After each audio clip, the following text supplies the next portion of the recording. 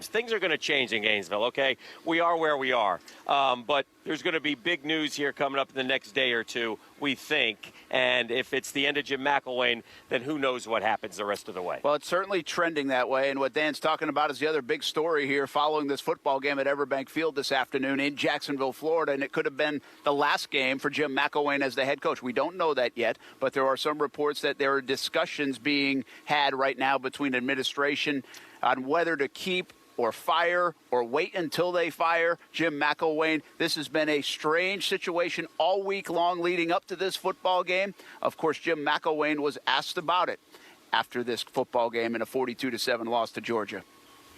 At the end of the day, we all was brought here to win, Gene, and we haven't done it. And, you know, my concern isn't about my job. My concern's about these players, our staff. We've got a fantastic staff, coaches, support staff, their families. That's the concern. You know, it isn't about me. Got about 8 minutes left in the show. Bottom line is this, Brent.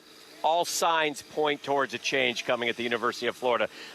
If you read between the tea leaves, and we said we've been trying to be careful here because we have no confirmation because they're going to meet and decide what they're going to do.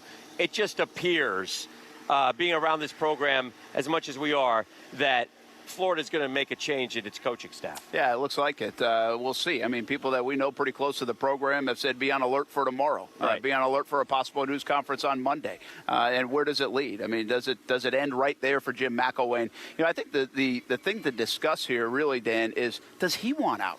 You know, everybody says, well, we're frustrated with the offense. We're not sure if we like Jim McElwain Right. if you're a Gator fan or, you know. But what about him? It doesn't look like he's having a whole lot of fun being the head coach at the University of Florida, even though he's making $4.5 million a year. Never once in his press conference today did he say, I want to stay. I have a job to finish. I could take this. None of that.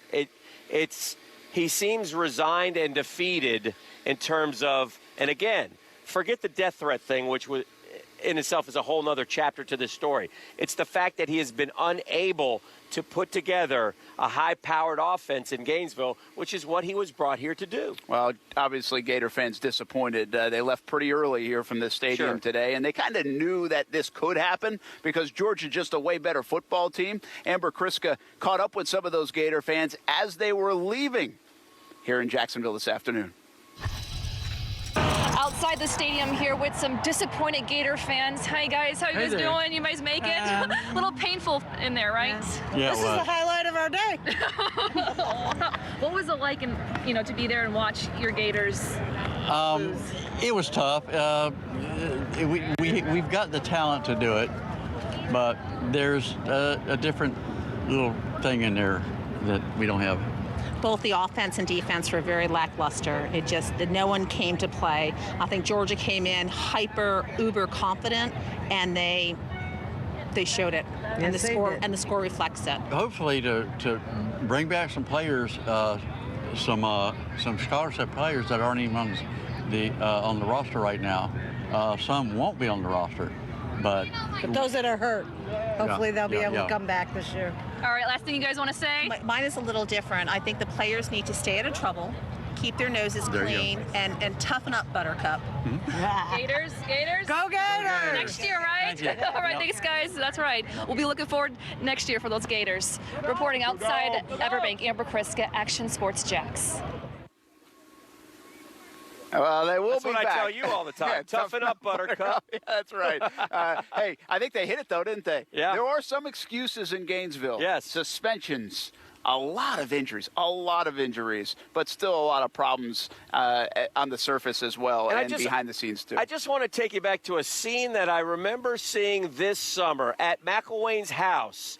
And he's put together one of the best recruiting classes in the Southeastern Conference for next year. Yeah. And they had this big pool party, and all the coaches were jumping in, and it seemed like, here we go, we've got this thing, we're getting this thing rolling, and it just never got going this year. And quite honestly, with the Kentucky and Tennessee wins, they're lucky to have those. They very easily could be 1-6 at this point. Wow, what a mess in Gainesville right now.